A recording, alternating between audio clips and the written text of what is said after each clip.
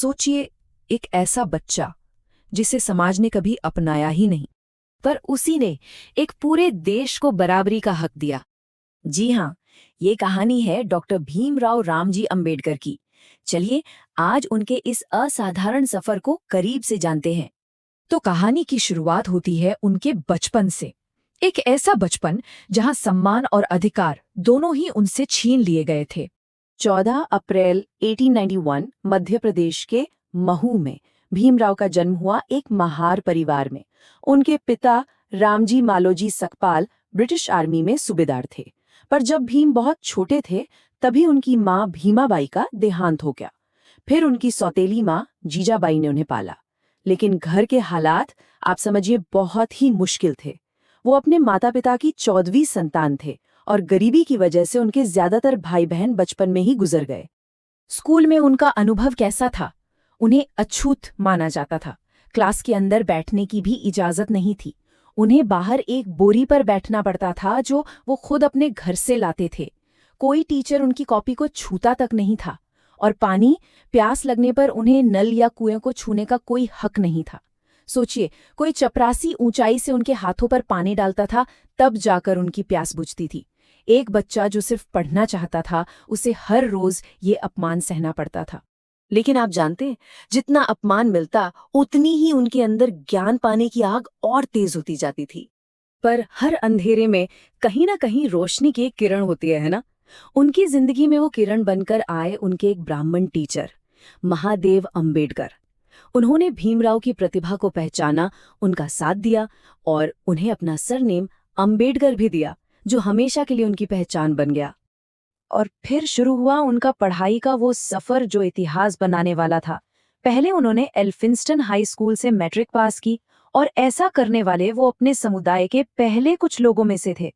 फिर बड़ौदा के महाराज की स्कॉलरशिप से वो पहुंचे अमेरिका की कोलंबिया यूनिवर्सिटी और फिर लंदन स्कूल ऑफ इकोनॉमिक्स। दुनिया की बेहतरीन डिग्रियां उन्होंने हासिल की।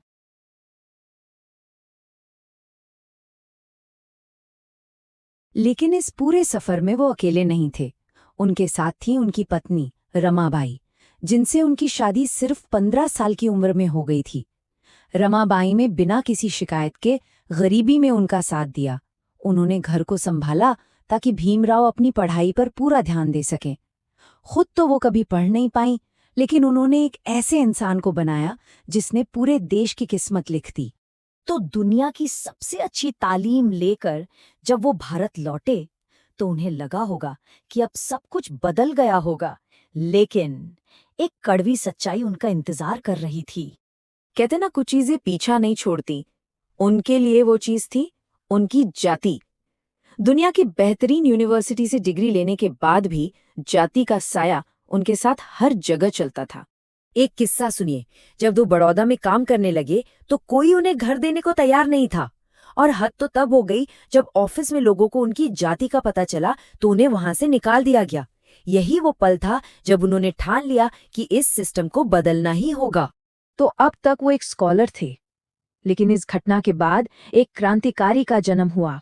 अब शुरू होने वाली थी अधिकारों की एक बड़ी लड़ाई।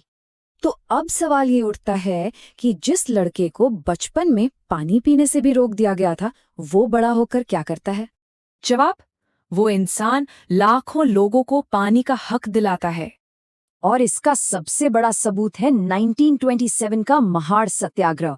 डॉक्टर अंबेडकर ने एक बहुत बड़ा आंदोलन किया ताकि दलितों को सार्वजनिक तालाब से पानी इस्तेमाल करने का अधिकार मिल सके। ये लड़ाई सिर्फ पानी की नहीं थी, ये इंसानियत के हक की लड़ाई थी। इसी दौरान महात्मा गांधी के साथ उनका एक बड़ा वैचारिक मतभेद भी सामने आया। देखिए, डॉक्टर अंबेडकर दलितों के लिए सेपरेट इलेक्टोरेट चाहते थे। आसान भाषा में कहें तो दलित नेता सिर्फ दलित वोटों से ही चुने जाएं ताकि उनकी आवाज सही से सुनी जा सके। लेकिन गांधी जी को लगा कि इससे हिंदू समाज में बंटवारा हो जाएगा। आखिर में दोनों के बीच पूना पैक्ट नाम का एक समझौता हुआ। लेकिन उनकी जिंदगी का सबसे बड़ा काम तो अभी बाकी था, और वो काम था एक नए आजाद देश की नींव रखना। आजादी के बाद उन्हें बनाया गया भारत का पहला कानून मंत्री, और इतना ही नहीं, वो संविधान की ड्राफ्टिंग कमेटी के चेयरमैन भी बने। उन्होंने ही हमारे संविधान में समानता, स्वतंत्रता और बंधुत्व जैसे सिद्धांतों की नींव रखी, छुआछूत को हमेशा के लिए गैर कानूनी बनाया और हर नागरिक को दिए मौलिक अधिकार। लेकिन इस दौरान उनकी निजी जिंदगी में एक बड़ा तूफान आया था। 1935 में उनकी पत्नी रमाबाई की मृत्यु हो चुकी थी। जिंदगी के इस अकेलेपन में उनका साथ दिया सविता आम्बेडकर ने।